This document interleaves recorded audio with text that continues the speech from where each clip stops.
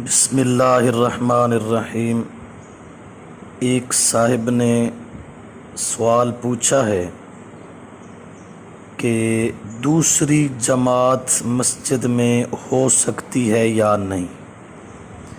اس مسئلہ میں تھوڑی سی تفصیل ہے، مختلف صورتیں ہیں تو مختلف حکم ہیں۔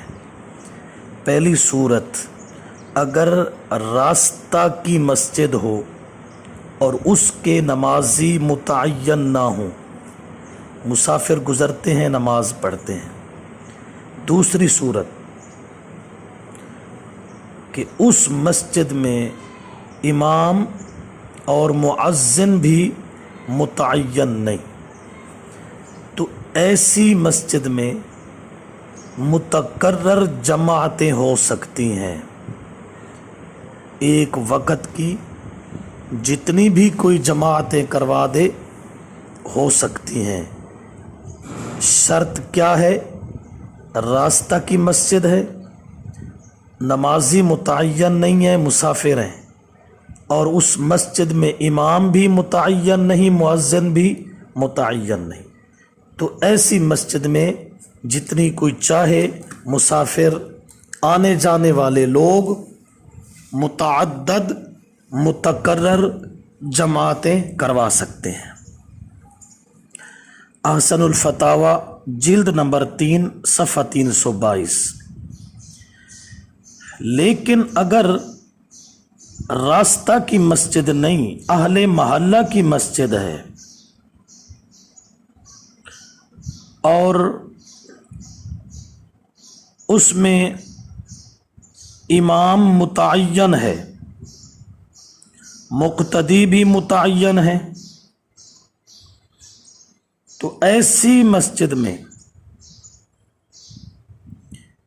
مسجد محلہ کی ہے، مقتدی متعین ہے، امام بھی مؤذن بھی متعین ہے، تو ایسی مسجد میں امام کی جگہ محراب یا محراب کے مقابل کھڑے ہو کے دوسری جماعت کروانا یہ بالاتفاق مکروہ ہے،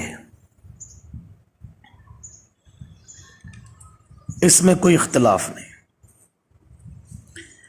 لیکن اگر امام کی جگہ سے ہٹ کر جماعت ثانیہ کرائی، اس میں اختلاف ہے۔ بعض کہتے ہیں نماز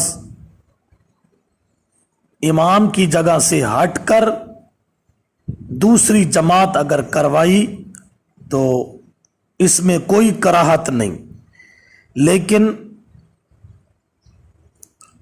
امام اعظم ابو حنیفہ رحمہ اللہ فرماتے ہیں کہ مسجد میں امام کی جگہ سے ہٹ کر بھی دوسری جماعت مکروہ ہے۔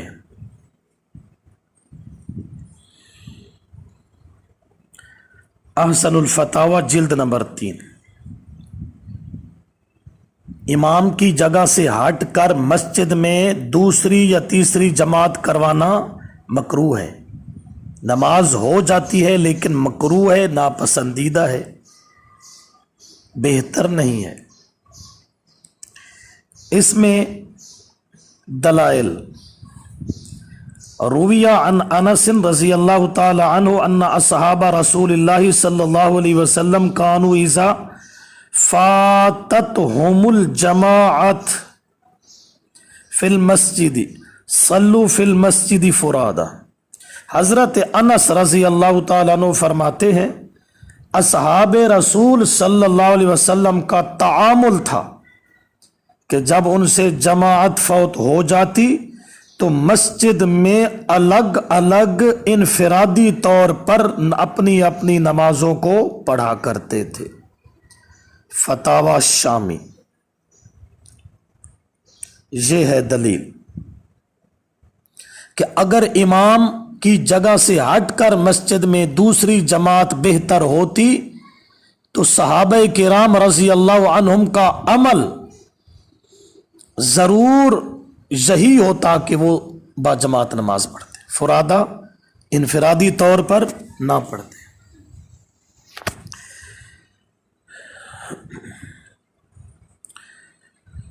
دوسری دلیل، عن ابی بکرۃ رضی اللہ تعالی عنہ ان رسول اللہ صلی اللہ علیہ وسلم اقبل من نواحی المدینۃ یرید الصلاۃ وقد صلوا فمال الى منزلہ فجمع اہلہ فصلی بہم، رواہ الطبرانی فی الکبیر والاوسط، رجالہ ثقات۔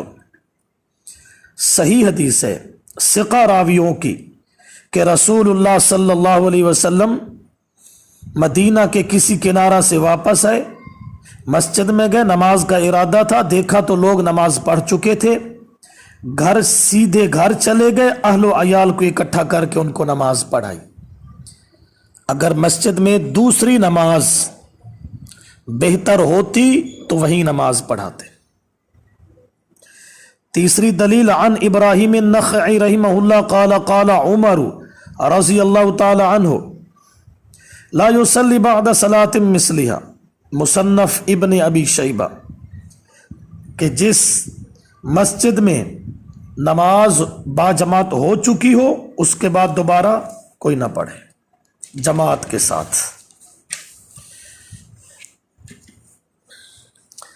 اب فریق مخالف کی دو روایتیں جو عام طور پر بیان کی جاتی ہیں۔